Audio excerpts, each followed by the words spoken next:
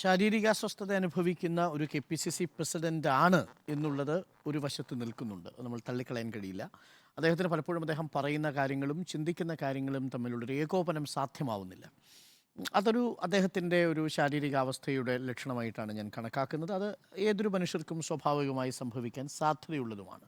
കണ്ണൂരടക്കം തീവ്രമായിട്ട് കണ്ണൂർ പോലെയൊരു പ്രദേശത്ത് ഇത്രയും സജീവമായ രാഷ്ട്രീയ പ്രവർത്തനം നടത്തിയൊരു നേതാവെന്ന നിലയിൽ കെ സുധാകരന് അത്തരം ശാരീരിക അസ്വസ്ഥ ഉണ്ടാകുമ്പോൾ പാർട്ടി അദ്ദേഹത്തെ ആ ചുമതലയിൽ നിന്ന് ഒഴിവാക്കി അദ്ദേഹത്തെ സ്വതന്ത്രനാക്കുന്നത് നല്ലതെന്നാണ് ഞാനിത് പറയുന്നത്. കഴിഞ്ഞ നാളുകളിലായി കെ സുധാകരൻ ചെന്നുപെട്ടിരിക്കുന്ന ഈ നാക്കുപിഴകളുടെ ലിസ്റ്റ് ഒന്ന് എടുത്തു നോക്കൂ. ഏറ്റവും ഒടുവിൽ നമ്മൾ കണ്ടത് ഈ തെറിപ്രയോഗത്തിന് മുമ്പ് പുതുപ്പള്ളിയിൽ നേരത്തെ സൂചിപ്പിച്ച മൈക്കുമായി ബന്ധപ്പെട്ട ഒരു തർക്കത്തിലാണ്. അതിന് തൊട്ട് മുമ്പാണ് ഈ വിഷയത്തിൽ ഇത് പലസ്തീൻ ഇസ്രായേൽ വിഷയം വരുന്ന സമയത്ത് അതിനുശേഷമാണ് പട്ടിപ്രയോഗം നടത്തുന്നത്.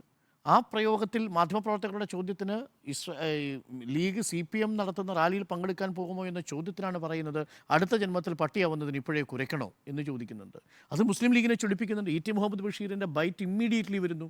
ആ ഘട്ടത്തിലാണ് നേരത്തെ ഈ മൃഗം പോലെയുള്ള പരാമർശങ്ങൾ ഉണ്ടാവുന്നത്. അപ്പോൾ പട്ടിപ്രയോഗം നടത്തുന്നു. അതും ഒരു പ്രധാനപ്പെട്ട മുന്നണിയിലെ രണ്ട് കക്ഷികൾ തമ്മിലുള്ള തർക്കത്തിനെതിരെ കാരണമാവുന്നു.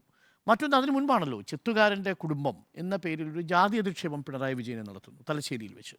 അതിനും കുറച്ചുകൂടി മുന്നിലേക്ക് പോയി കഴിഞ്ഞാൽ വെളിവില്ലാത്ത ജഡ്ജി എന്നൊരു പ്രസ്താവന നടത്തുന്നു. ഇന്നിപ്പോൾ എല്ലാ ഓൺലൈൻ മാധ്യമങ്ങളിലും ഇദ്ദേഹത്തിൻ്റെ പൂർവ്വചരിത്രങ്ങൾ പുറത്ത് വന്നിട്ടുണ്ട്.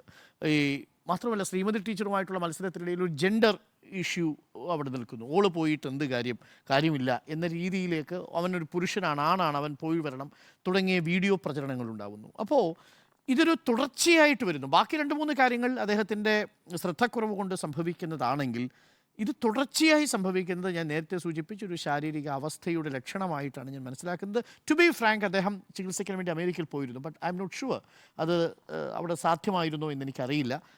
പല അഭിപ്രായങ്ങളും പാർട്ടിക്കുള്ളിൽ നിന്ന് തന്നെയുണ്ട്. അദ്ദേഹം വേണ്ടത്ര ആ ചികിത്സയ്ക്ക് അദ്ദേഹം അവിടെ സന്നിധനായിരുന്നില്ല. അത് അദ്ദേഹത്തിൻ്റെ സ്വകാര്യ വിഷയമാണ്. അത് നമുക്ക് പൊതുവേദിയിൽ ചർച്ച ചെയ്യാൻ കഴിയില്ല. പക്ഷേ അതൊരു പൊളിറ്റിക്കലായ ഇതൊക്കെ കണ്ടുകൊണ്ടിരിക്കുന്ന ചെറുപ്പക്കാർക്കിടയിൽ അത് കൊടുക്കുന്ന മെസ്സേജ് വളരെ തെറ്റായിരിക്കും. കാരണം നമ്മുടെ സമൂഹം കുറച്ചുകൂടി മെച്ചപ്പെട്ട വിനിമയവും മെച്ചപ്പെട്ട നേതാക്കളെയും അർഹിക്കുന്നുണ്ട് എന്നത് തന്നെയാണ്.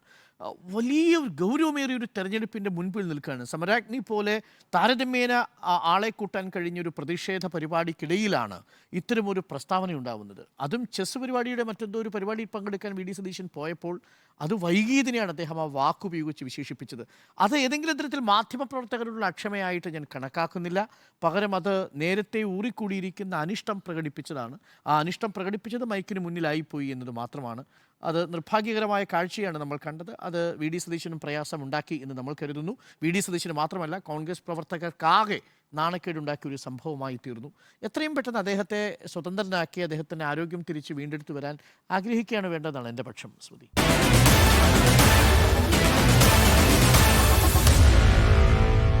Meet the editors.